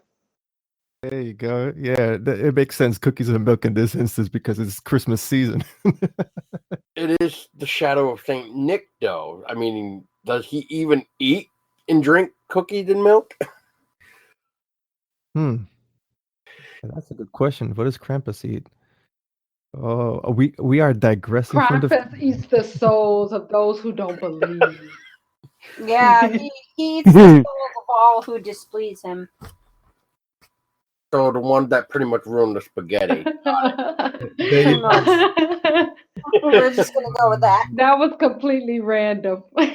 I was not expecting that, Paul. Caught you by surprise. And Tristan, Stacy, and I in our podcasts, sometimes I make references to food, and I say, "Hey, this particular movie is a spaghetti movie," because sometimes when you watch, when I review movies, I like to review it over dinner, and most of the times I have a big meal, and like chicken parm, I'm eating a chicken parm, watching this movie, like, damn, this is a chicken parm movie because you feel filled in your belly, and if a movie makes you feel filled in your mind, you feel good about it. And what about the bad movies? Well, that's like Burger King, or Chinese food. You eat it, you feel full, but 10 minutes later, you feel hungry again. And that's the power of Chinese food. And sometimes movie does that to you as well. I agree, definitely. Now Tristan's gonna be like, now I gotta associate movies with food. That's an interesting parallel. Now I'm gonna have to start watching horror movies with chicken parm. I want to talk about favorite characters. Who was like your favorite character, like in the whole movie? We're not talking about Krampus. We're not talking about minions. We're talking about the people, the family members. Ooh, the family member. I'm gonna say my favorite was Omi. Yes. Omi was my favorite. Yes. Because of I just loved her. I thought she was really great. Her performance, like how she carried herself throughout the film. She was nurturing, she was protective, how she told the story of her and Krampus, just how she decided to stay behind and protect her family, try to give them a fighting chance. Like Stacy was talking about earlier, her heroism, and I really liked Omi. I thought Aunt Dorothy was kind of comical at certain parts, especially when she was wielding that shotgun and stuff like that. But Omi was definitely my favorite. Omi, for sure. It's just, I think everybody can agree why. I mean, there's so many reasons to like her besides the heroism and stuff. And no, but I'm agreeing with both of you with Omi. I think that was the most structured character. Max, he was just a whining little. Come on, grow some balls, kid. Seriously. Oh my God. Come on. My sister was older than me, and when we used to fight, come on, okay, you won this battle, but I'll get you with a prank, and you wouldn't even expect it. Come on, really? He was so. I know the point where that character's trying to come from, but it was just too annoying. And the dad, he was funny. He was too funny to take seriously, and that's in a good way. So for me, it has to be Omi. Even the visiting relatives, they seem so cliche, like that typical. Where have I seen it before? I know I've seen it. I'm good. I think it's Home Alone or something. One of those other movies that the kids start. The kids are misbehaved. It's too played out. No, it doesn't work well. Uh, yeah, so Omi's the only one that really feels structured from beginning to end. And when we know that she's the key to everything, is like, okay, it makes sense. So, Tristan, what about you? I agree with Ken, Paul, and Tessa that definitely Omi. I think is a well-made character and very developed. I like the actor that played Omi. You guys took the words right out of my mouth. Like, it was just a well-made character, all in general. So mine would be Omi. Okay, so this is gonna come from both me and London because she's talking up a storm right now. I have two. First one is the baby, because she was the only character that was not annoying. Oh well, Omi too. She wasn't annoying either, but like there are like two characters in that whole movie that were the most tolerable: the baby and Omi. Okay, and then um my second favorite was Aunt Dorothy because she pretty much kept it real. She didn't care, and she just had that "fuck you all" attitude. I'm getting, and Yep. because of that, I could not stop both laughing and rolling my eyes at Aunt Dorothy. Like, you're so fucking annoying, but you're also, so yes. Cool. Okay, so we're all in agreement that Omi is the best character for the win. Yeah, definitely. Definitely. Definitely. The writers really focused on her. I think they focused on her and wrote the story around her. Yeah, she was like And the focal point. yeah, yeah. Well, it would have to be because I mean she the It reason it started with her. started with Yeah. her, then Mhm. it would have to build up on that story of how come Krampus is back. Yeah, it just And branches out from Omi like a web. yeah, Yes. and it's also like another film where it starts with one person, but then as they get older, it branches out to the whole family. And you and I have seen something similar, babe, but I cannot remember the name right now. And I think you and me were kind of ippy about it just because of the fact of how this weird curse kind of stuck with the family. And man, that's gonna drive me crazy now. What is it? It's the movie where this family had a curse, Mm-hmm.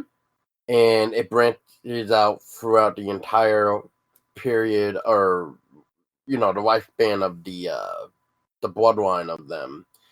And it was the brother and sister where they had to keep the bloodline alive, so they had to with each other. Oh gosh, I can't even think of what that is right now. I can't either, but that's what this, in a way, like as we're talking about, like it sticks with one family member and it branches out.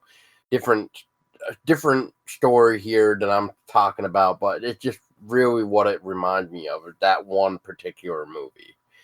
But that is the way, though, that Krampus with Omi had to have played out. Though you get the reason why Krampus started, and then as Omi got older, and the reason why Krampus didn't take her at the time until that, we'll just say following year, I guess, in the movie timeline, really, because that's when Krampus came back.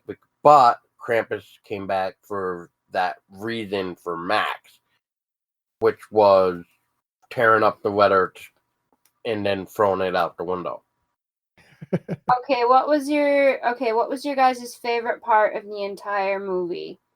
You have to narrow it down to at least one part of that entire movie that was your favorite. Uh, favorite part. Hmm. The fire pit. That is where comedy took a turn for drama and horror. And that's what things got really serious. The shit hit the fan in that part right there. You're like, okay, what is gonna happen now? I like that part right there. Okay. When the gingerbread man came down with the Krampus chain, Ken, that one. No, when Oh, the the fire Krampus pit was at the end. dropping the Krampus's family. pit at the Oh, end. that one. That Yeah. one. Yeah, never mind.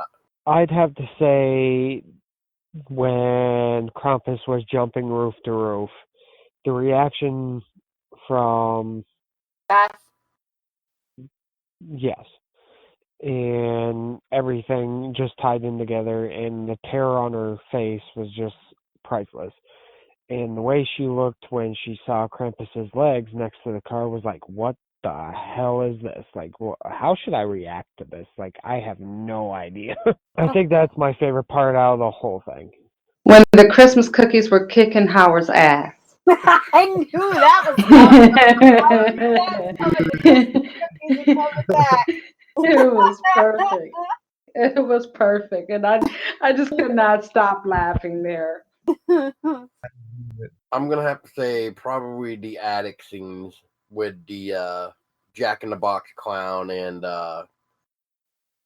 the angel demon thing that like the tear off faces just you stare at her the wrong way.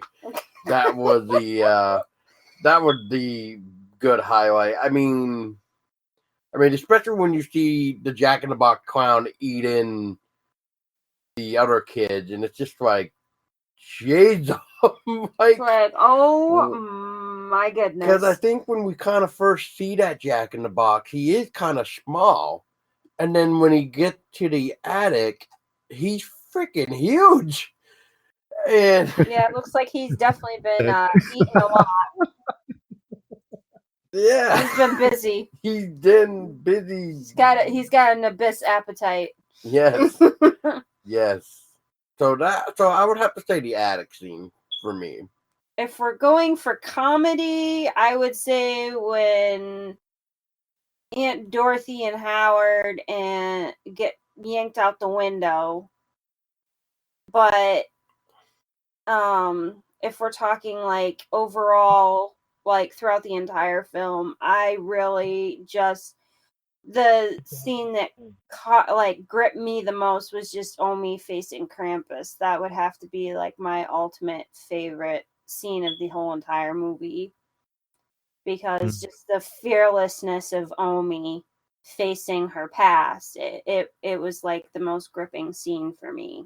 And then my final thought too, because I really don't know how much more you have, babe, either, is you gotta appreciate the music that Douglas Pipes had done for the film as well. And I mean, I guess also if I didn't have to pick any more human characters and villains and minions, the other cool thing that I loved about the movie was the Krampus ornament. That thing was pretty badass looking. Oh, the bell. Yeah, the bell. Krampus's bell ornament. Yep. So I guess to tie this up, I want to know what everybody's final thoughts were for the film Krampus. What you loved about it, what you hated about it, whatever. And we'll wrap it up. Love the mix of family drama, comedy, and horror. It was well put together. Nice little package for a wide age demographics. And of course, with Hollywood, that's what they want. They want a film that gets asses in the chairs in the movie theaters. And of course, they make some money. But this one is pretty good. Out of all the Krampus movies, of course, we're comparing apples to oranges because most of the Krampus films are independent films. But this one it does well for its niche. The thing I would subtract is just the cliches with the characters. They feel too familiar, and like I said, Max is just he's so annoying. He's annoying, and that's about it with that regard. And some diversity. Come on, if we were to have some diversity in the film, that would be even better. Um, where in what galaxy is this film that there is no diversity at all? That was a huge subtraction when I saw this film for the first time. It was like, wow, okay, not even a neighbor. Come on, guys. Anyway, that was my 2 cents. My final thoughts about Krampus was I really recommend this for anybody that's looking for a holiday movie to watch. I really liked what Ken said. You have family drama, you have the comedy, and then you have the horror. It's a nice mix. And it's very enjoyable, and it's very, very well made. The story in it is just keeps you hooked on, and I loved it. I wouldn't recommend it. That's my final thoughts about it. The only thing that I did not like about the film is the annoying characters. Again, excluding Omi and the baby Chrissy. Um, I'm all for drama, but this drama here, this family drama, just repulsed me. I just could not tolerate most of these characters, and it's like the drama that they have pretty much. I'm just like, are you serious here? Like, um, it's kind of like, what is this drama over jealousy? And that is probably the most annoying drama in movies. And I'm just repulsed. Okay. Well, I'm like, well, I thought you like when what's his name told or Howard told Tom, I guess you're not a douchebag after all these years. I'm like, what is this? High school? Like it's just and then Stevie and Jordan just bullying Max and I'm just like, okay. I like those two I'm just like really I just shook my head. And but yeah, everything else though I loved the practical effects, loved the story, how it all played out. Yeah, that's right. You tell them. Right. Coming from me and London. There you go. Yeah, I'm definitely gonna have to agree with you on that, Stacy. Like the drama and the bullying was definitely not my favorite part of the movie. I didn't like how Jordan and Stevie were like picking on Max, calling him Maxi Pad and stuff like that, and taking something that meant a lot to him and like the Santa letter and like spreading it all over so everybody could hear it when it's meant to be something personal for him, something that was only meant for Santa, not anyone else to read.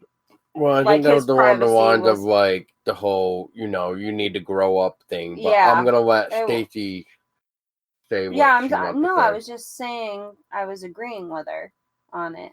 Oh, I know. I just know Stacy was just about to say something too. Well, yeah, that's exactly what I'm talking about, Tessa. I mean, honestly, Stevie and Jordan are probably the characters I like the least. Only because of their whole like attitude and the way they treat Max and honestly, I wanted to wring their necks. I'm like, I'm gonna hang you on the top of a Christmas tree or something like that. Like I couldn't take it really.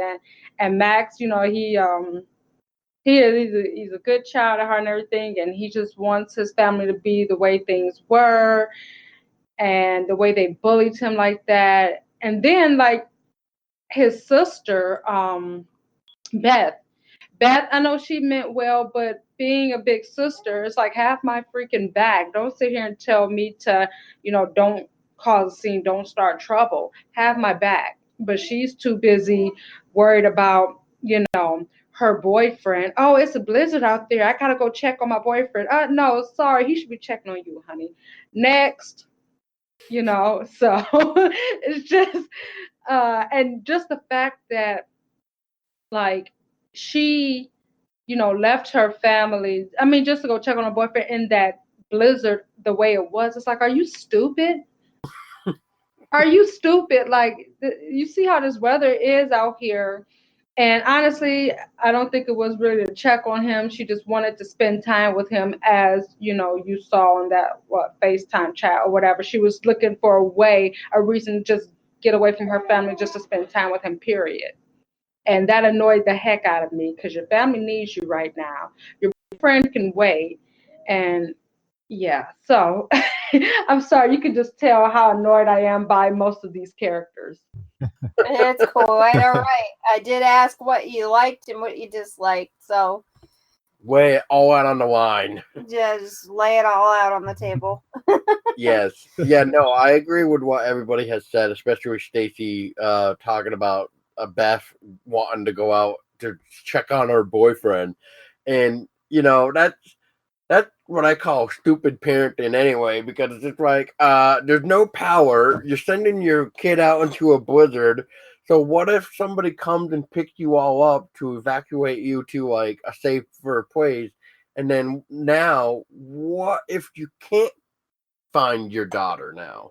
Then what? How is she gonna get a hold of you and all this other stuff? So I agree with everybody, and I guess I would say there's some stupid parenting going on here. And I guess my final question to really for everybody is, and I know with Ken and Stacy and me and Tessa even talk about it sometime too.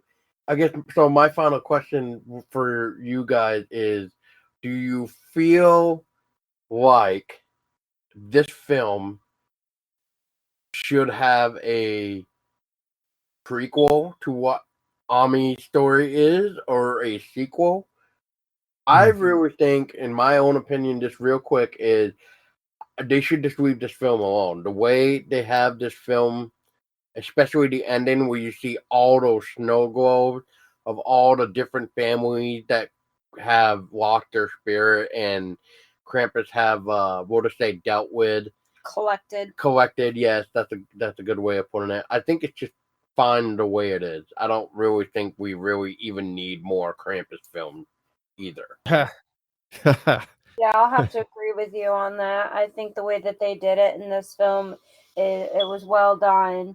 It wasn't like over explanatory. It was just enough, and it gave you, what you needed, like point blank, start to finish, and it didn't really leave you guessing.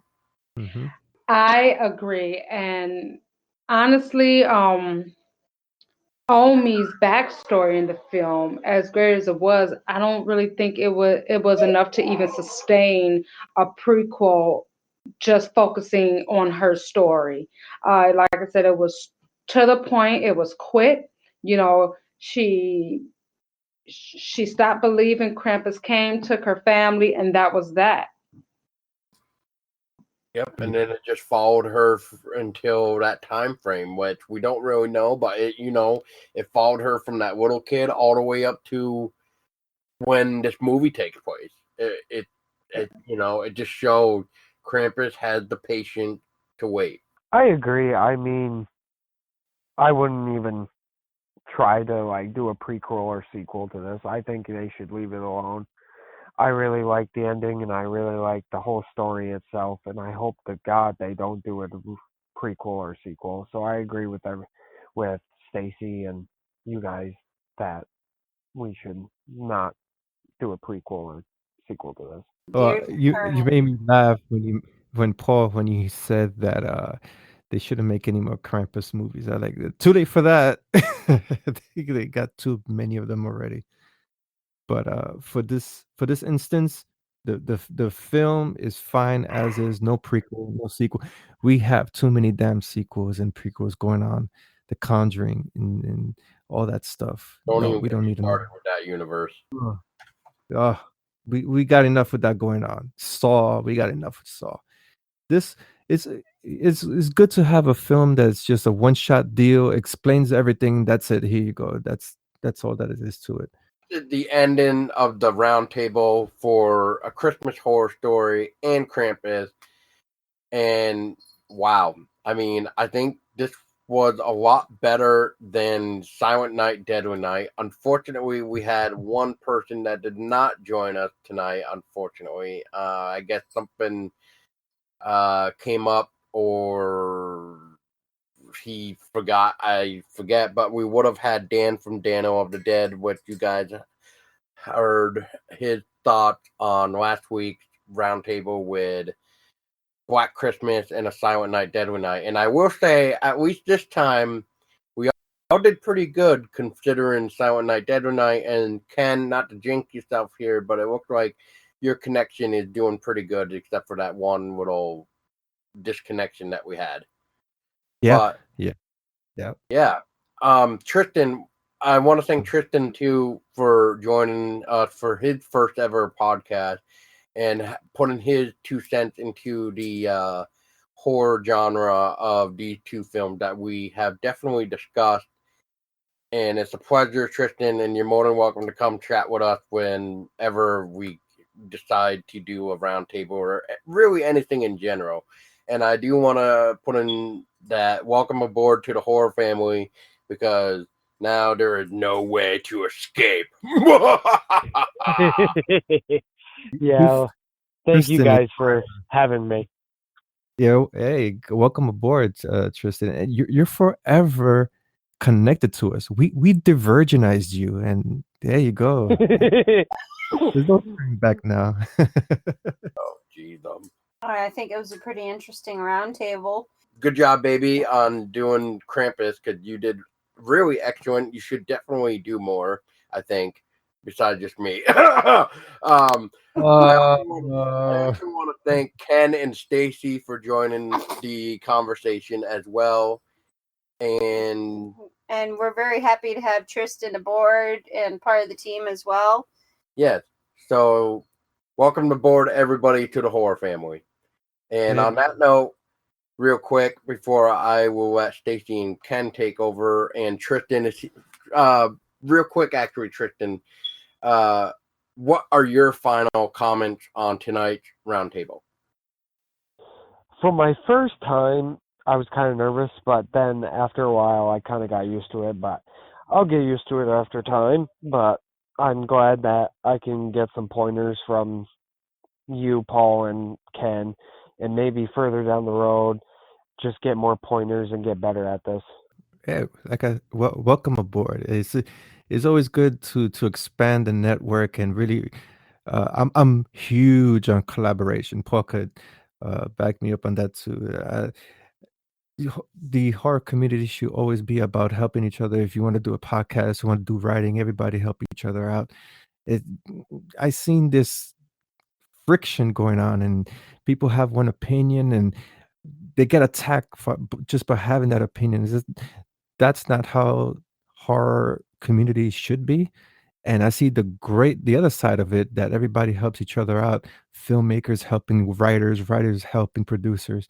So welcome aboard once again, Tristan, and hope we could speak more and just expand. And you ever need help, Paul, myself, Stacy, and we look forward to talking to you again. Yeah, definitely, Ken. I'm definitely going to keep in touch. I'll shoot you an email and everything, and maybe you can give me some pointers and everything. Likewise, yes. I always go to Ken too. He's like my my mentor, as we stated earlier. I mean, if it's something that I'm not familiar with, it's like Ken. Yeah, but no, Stacy, what are your final thoughts on tonight's roundtable? I really enjoyed these selections of movies and this roundtable. I enjoyed the discussion. It was really fun, laid back, and I'm glad to be here. Thank you guys for having me. And on that note, everybody, I was Paul Dulski from Everything Horror Podcast. And I'm Tessa Baker from Everything Horror Podcast. And I'm Tristen Notte from Rutland, Vermont. I don't know. That was a good. Everything Horror Podcast, silly. From Everything Horror Podcast. There we go. Oh my God, I'll get better at this eventually. Maybe you should catch me when I'm actually sober.